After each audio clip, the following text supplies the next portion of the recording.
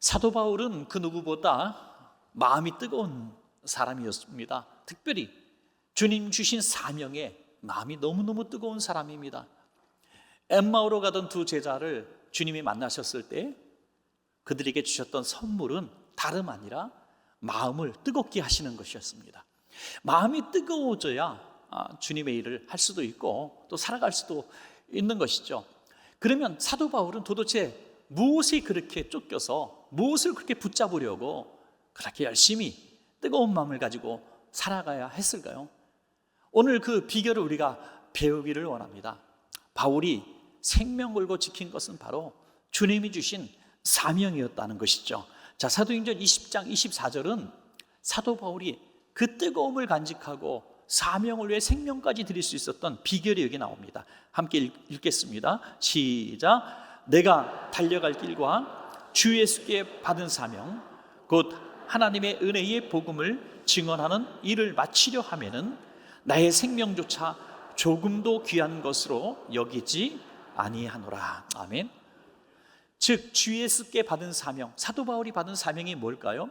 바로 복음을 전하는 그런 일이었습니다. 이 복음을 전하는 일을 주님께서 자기에게 주신 사명으로 알고 이 사명을 이루기 위해서 자신의 생명조차 조금도 귀한 것으로 여기지 않았다. 이것이 바로 바울을 뜨겁게 사역할 수 있었던 그런 원동력이 된 것이죠. 저와 여러분도 사명은 각각 다를지 모르겠지만 주님으로부터 받은 각각의 사명이 있을 것입니다.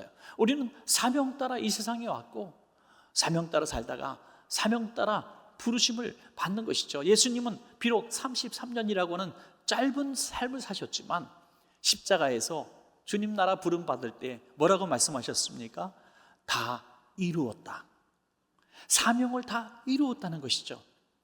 오래 산 것만이 복이 아닙니다. 장수의 복도 어마어마한 복이지만 살면서 보내신 목적대로 살다가 목적을 이루고 주님 나라 가는 것이 최고의 복인 줄로 믿습니다. 여러분, 청년 시절에 한때는 마음이 뜨거웠던 분도 있을 거예요. 또 예수님 처음 만나고 마음이 막 뜨거웠던 분도 있을 거예요. 주님께서 사랑하는 아들아, 사랑하는 딸아, 내가 너에게 이런 은사를 주고 내가 너에게 이런 자리를 주고 내가 너에게 이런 기회를 줄게. 너 그런 뜨거움을 가지고 하나님 나라의 영광을 위해서 또 이 땅을 위해서 좀 이렇게 수고해다오, 봉사해다오 하는 주신 것들이 있을 거예요. 그게 바로 사명입니다. 각각 다 다른 사명을 받았는데 이 사명을 어느 날 잊어버린 거예요. 너무나 바쁘게 살다가 먹고 사는 게 너무 힘들고 또 열심히 세상 삶을 살다 보니까 주님 주신 사명을 다시 꺼낼 수 있는 그런 여력이 없었는지도 모르겠습니다. 그러나 오늘 주님께서 혹시 우리를 부르신다면 과연 사도 바울처럼 제가 달려갈 길 다 사명 가지고 달렸습니다, 부르시니 감사합니다, 그럴 수 있는가 하는 것이죠. 아시는 대로 제가 지난주에 은혜 한인교회에 가서 집회를 했습니다. 지난번에 한 번 하고 또 몇 년 만에 다시 두 번째 부흥회를 같은 교회에서 했는데요, 그때보다도 교회가 더 부흥을 했더라고요. 야, 놀라워요. 여러분, 이민교회가 그렇게 부흥한다는 게 있을 수가 없어요. 아시는 분은 아시겠지만 은혜 한인교회는 미 서부에서 가장 큰 교회입니다. 캠퍼스가 얼마나 큰지요? 여러분, 그 플러턴 시내 한복판에 33,000평의 땅을 가지고 있어요. 33,000평. 예, 보통 10,000평 이상 사시는 분들이라 놀라지도 않는군요. 33,000평, 그 비싼 땅덩어리. 그리고 성도 수가 5,000명 이상 출석하는 교회입니다.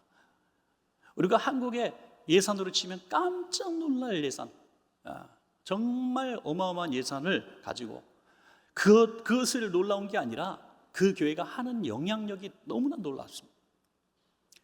선교센터를 어마어마하게 크게 짓고 선교사님들을 수십 명 지금 훈련받고 있고요. 제가 선교사 숙소에서 잠을 잤는데 호텔보다 더 좋아요. 너무 근사하고요. 정말 우리가 또 본받고 싶었던 게 있어요. 그게 뭐냐면 교인들의 뜨거운 선교 열정. 단독 교회로서 단독 선교사를 360명을 파송했어요. 360명.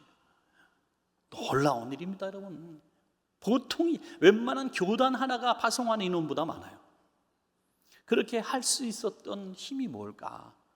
가만히 생각해 보면 하나입니다. 이걸 사명으로 알고 있더라고. 사명으로. 우리 교회에 주신 사명. 그걸 알고 있기 때문에 목사님도 뜨겁고 성도들도 뜨겁고 한 방향을 향해서 막 나갈 수 있는 거예요. 저도 가서 많이 반성을 하고 회개도 했어요. 저는 너무 착한 목사구나, 너무 설렁설렁 목회를 했구나. 그래서 금요심야기도도 사실 굉장히 힘들어서 좀 하지 말라 그랬지만 그래도 해야 되겠다 하고 열심히 했는데 다음날 좀 쉬면 되지 했는데 토요일날 새벽부터 장례가 2건이나 터져가지고 토요일날 새벽부터 장례식 가고 또 카페에서 또 컴퓨터 좀 치다가 또 2시에 장례식 또 하고 하니까 기진맥진하고. 그런데도 하나도 힘이 들지 않아요. 왜냐하면 그렇게 뜨거운 사람들, 그렇게 열정적으로 일하는 사람들 보니까 내가 일하다가 쓰러져도 일을 해야 되겠다 이런 마음이. 여러분, 이 얘기를 장로님 한 분에게 했더니 우리는 다 죽은 것 같습니다 이렇게 얘기하더라고요. 죽은 모습. 여러분, 그렇습니다. 한 번뿐인 인생, 주님이 주신 인생을 뜨겁게 한번 살아봐야 되지 않겠습니까?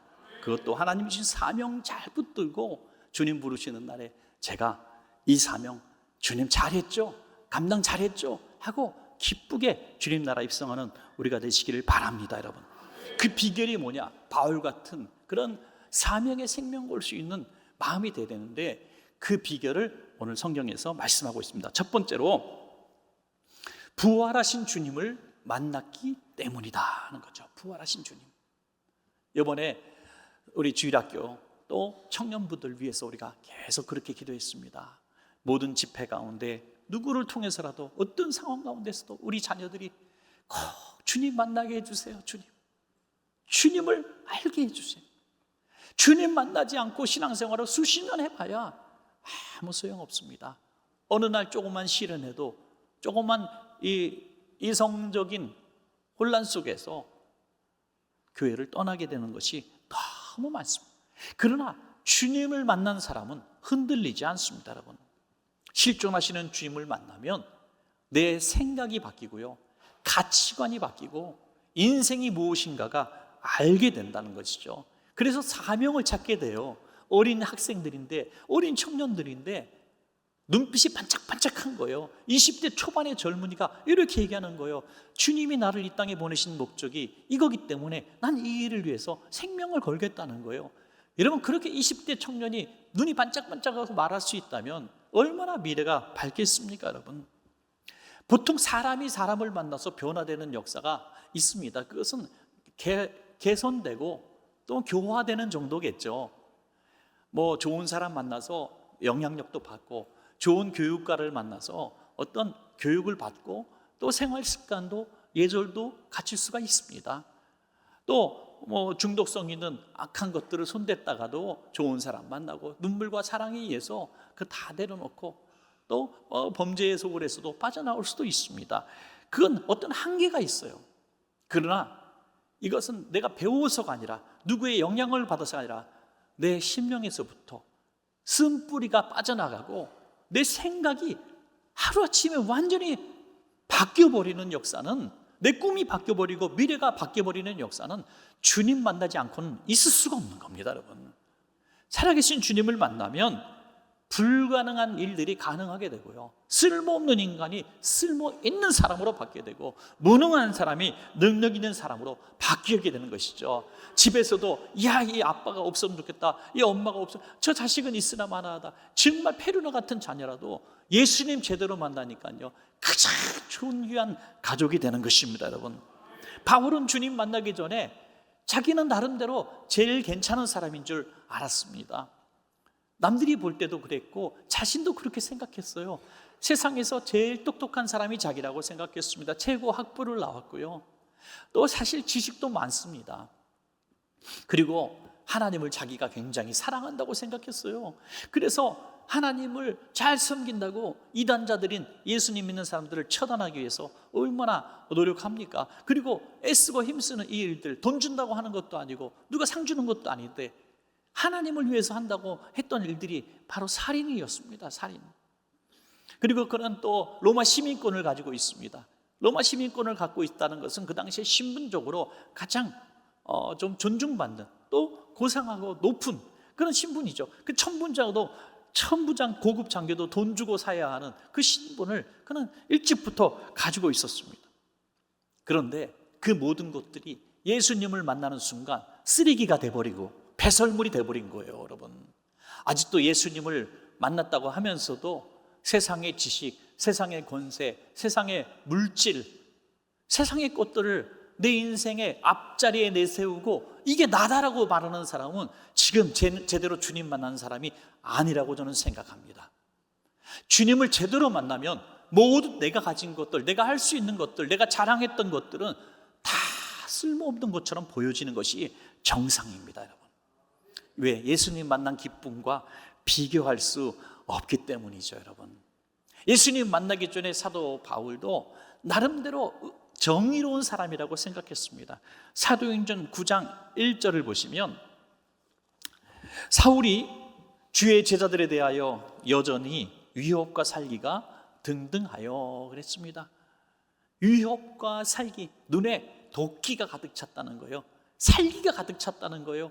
하나님의 영광을 위해서 일한다는 사람이 눈에 살기가 있다는 거예요. 여러분, 지금도 많은 사람이 하나님의 영광을 위해서 일한다고 말합니다. 그런데 눈에 살기가 있어요. 교회 내에서도 내가 교회를 위해서 한다는 거예요. 내가 우리 부서를 위해서 내가 한다는 거예요. 내가 나라를 위해서 이런 일을 한다는 거예요. 그런데 눈에 위협과 살기가 있어요. 여러분, 이거는 옳은 일이 아닙니다. 세상적으로도 윤리적으로도 옳은 일이 알지만 더욱 하나님이 원하시는 일이 아닙니다. 어떤 분들을 보니까 우리 교회를 개혁시켜야 되겠다, 또 우리 기관을 개혁시켜야 되겠다, 뭐 나라를 개혁시켜야 되겠다 하면서 무력으로, 폭력으로 일을 하려고 하는 사람들이 있어요. 막 부시고 쳐들어가고 막 이런 분들이 있어요. 이거 하나님의 방법이 아닙니다. 하나님의 방법은 눈에 살기와 도끼를 가지고 하는 일들이 절대 있을 수가 없어요. 예수님처럼 온유하고 겸손한 마음을 가지고 해야 되는 것이죠. 여러분, 혹시 주회의를 한다고 하면서 기관의 회의를 하는데, 또는 교회에서 어떤 모임을 하는데 눈에가 살기가 팍팍 있고 도끼가 있으면요, 팍 찔러버리세요. 이걸로 팍 찔러버리세요.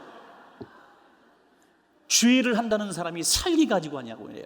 하나님의 영광을 위해서 일한다는 사람이 살기 가지고 하는 말이야.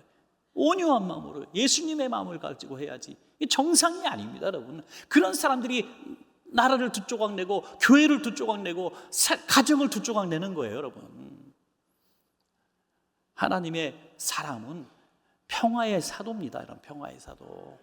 그래서 우리 사울 같은 실수를 저지르지 않기 위해서는 주님을 제대로 만나는 경험이 있어야 합니다.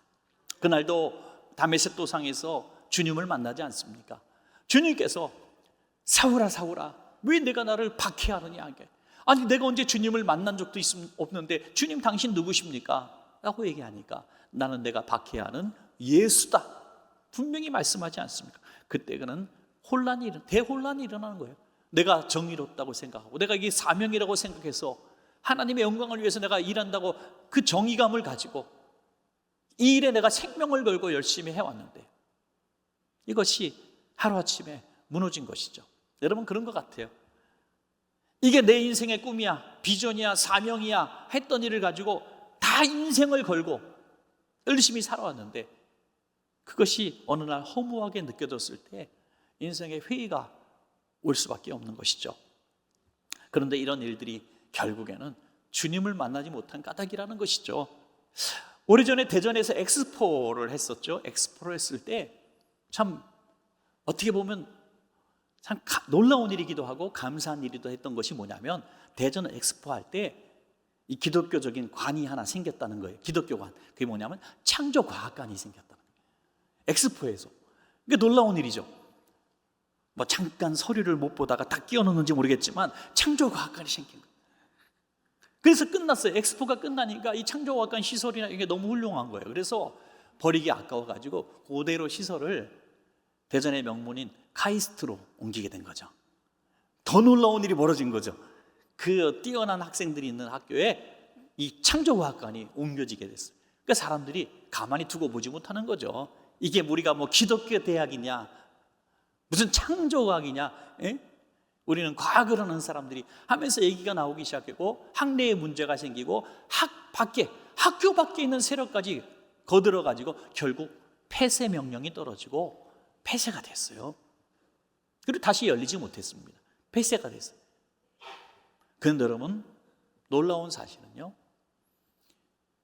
카이스트의 창조과학관이 생긴 것을 문제 삼고 이건 있으면 안 된다고 말한 사람이 학교 관계자가 아니고 학생들도 아니고 다른 타 종교인도 아니고 한국의 신학대학교 교수였다는 거죠. 진짜 개나리 십장생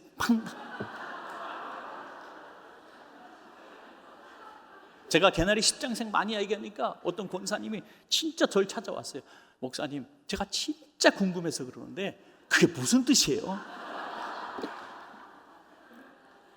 알면 크게 다치십니다. 여러분, 이게 얼마나 가슴 터지는 일입니까? 얼마나 가슴 아픈. 바로 사울이 그랬다는 거예요. 바울 되기 전 사울이 그랬다는 거예요. 하나님을 위해서 일한다는 게 살기 등등하여 사람 죽이는 살인광의 일을 했고, 쳐부시고 색칠하고 가두고 죽이는 일을 했다는 거예요.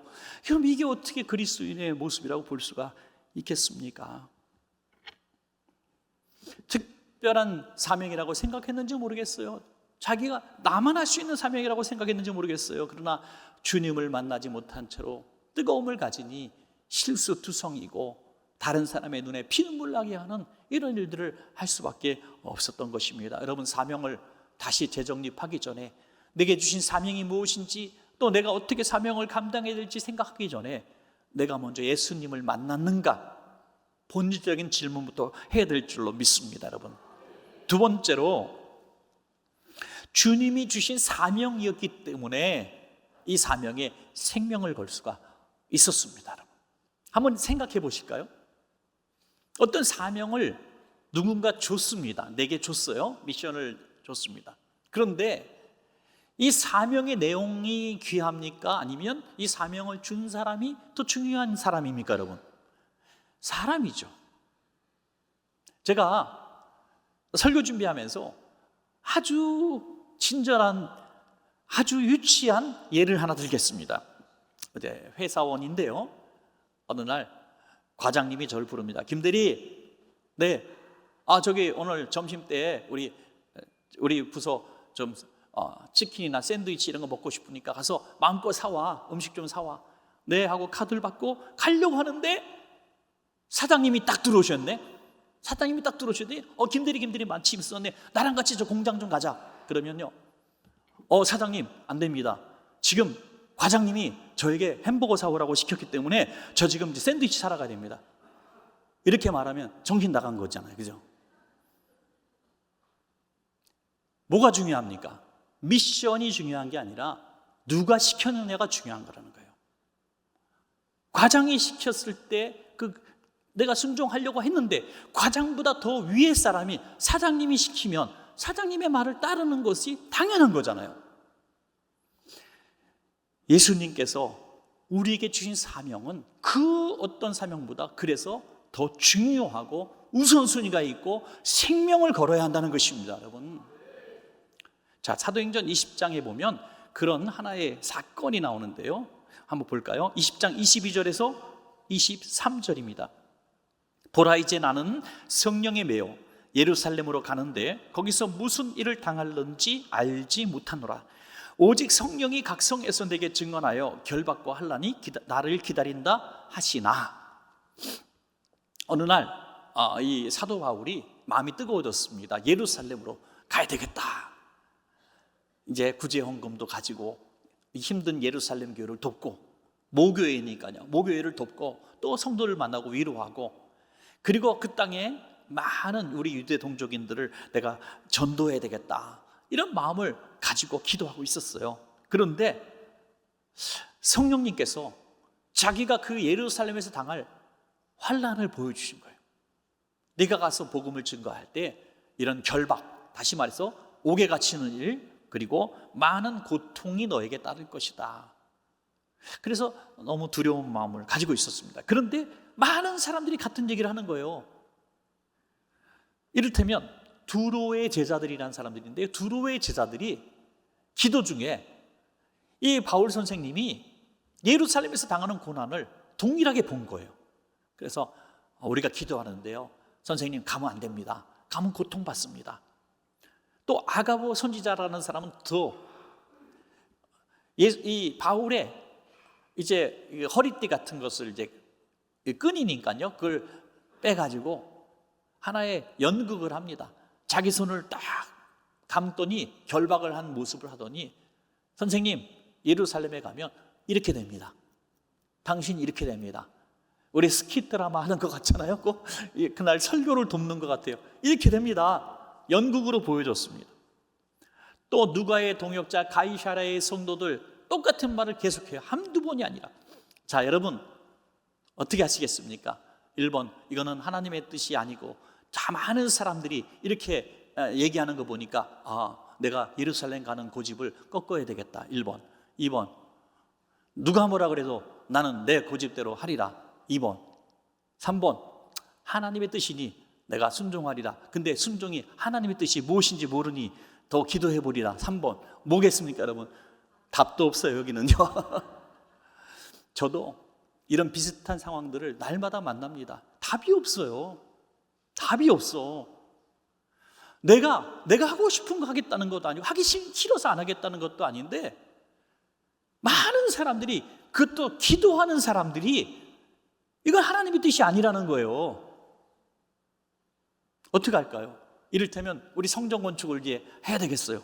성전 건축을 해서 10년 동안 기도로 준비했는데 하나님이 환상을 보여주시네. 성전 건축하다가 되게 고생하는 환상을 보여주시고, 성도들이 기도할 때마다 성령의 감동을 받고, 이거 성전 건축 너무너무 힘든 일이 생길 겁니다, 이렇게 얘기하는 거예요. 그러면은 누가 감히 성전 건축을 시작할 수 있겠습니까?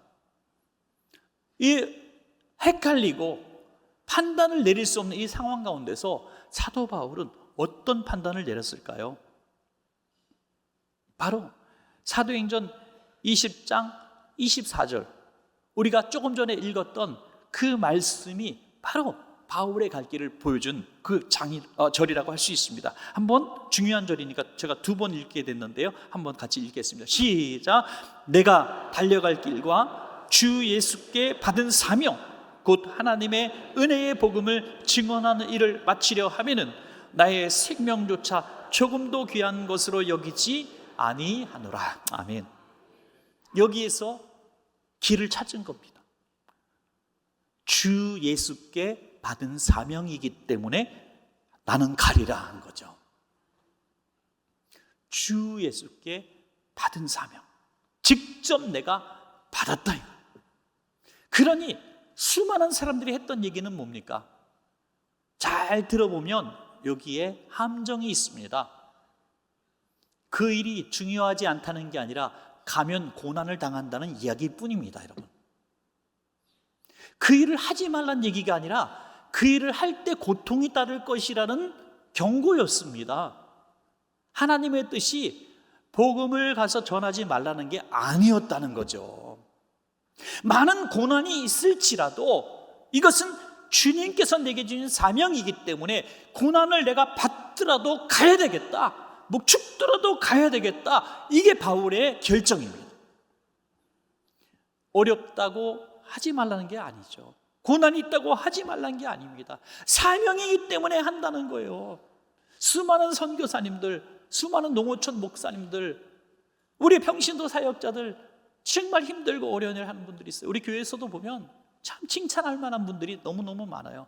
근데 제가 한 분 한 분 칭찬하다 보면 질투의 화신들이 불같이 일어나기 때문에 제가 이렇게 칭찬할 수는 없지만요, 정말 우리 교회 신실한 분들 많습니다. 누가 뭐라 그래도요 흔들리지 않습니다. 제가 집사님, 저 집사님들께 너무 이렇게 해서 시험 들지 않아, 왜 위로하려고 딱 가면요, 목사님 내가 이따위로 시험에 들었으면요 30년 전에 내가 벌써 교회를 떠났어요. 나는 가리라, 주의 길을 가리라 하는 거예요. 왜? 이건 내게 주신 사명이다. 이거 사명. 어떤 소리를 해도, 어떤 어려움이 있어도 내게 주신 사명이니까 내가 감당하리라 하는 거죠. 그러면 사도 바울은 주님께로부터 받은 사명이 그렇게 중요하기 때문에 생명 걸고 누구의 말도 들지 않겠다, 걱정해 주는 건 좋은데 나는 죽더라도 가겠다 할 수 있었던 주님과의 관계가 어떤 관계였기 때문에 그렇게 할 수 있었을까? 성경에 사도 바울이 주님과 자신의 관계를 얘기한 많은 구절들이 있는데요, 제가 좀 찾아봤더니 크게 세 가지가 나오더라고요. 첫 번째로 자기는 예수님께 빚진 자라고 했습니다. 빚진 자. 빚이 뭡니까? 빚을 졌으니까 어떻게 해야 돼요? 그냥 잊어버리죠, 그죠? 빚을 졌으면 갚아야죠. 아무리 내가 정말 못된 성품을 가져도 끝없이 사랑을 받으면 감동해야 되지 않았겠어요? 10번쯤 식사 대접 받으면 아무리 가난해도 라면 한 그릇 대접해야 되는 게 사람의 도리 아닙니까? 그렇게 어렵고 힘들 때 많은 도움을 받았으면 내가 지금 살림이 풍성하지 않아도 내가 나름대로 할 수 있는 보답 하나 정도는 해야 되지 않겠습니까? 이게 빚이에요. 빚진 자, 늘 빚진 자. 다 갚지 못하지만 내가 갚을 수 있는 마음을 갖고 있는 게 빚. 바울은 주님의 나를 위해서 죽으신 것이 믿어진 사람입니다. 날 위해 죽으신 예수님 앞에 내가 뭘 못 드리겠습니까, 여러분? 그게 빚진 자예요. 또 하나는 종입니다. 주님은 나의 주인이시고 나는 종입니다. 이것은 생각할 필요가 없다는 거예요. 명령한 대로 나는 순종하겠다는 거죠. 마지막 세 번째는 정말 은혜롭더라고요. 나는 하나님의 비밀을 맡은 자라는 거죠. 고린도전서 4장 1절과 2절을 한번 볼까요? 시작. 사람이 마땅히 우리를 그리스도의 일꾼이요 하나님의 비밀을 맡은 자로 여길지어다. 그리고 맡은 자들에게 구할 것은 충성이니라. 아멘. 그렇습니다. 비밀을 맡은 자.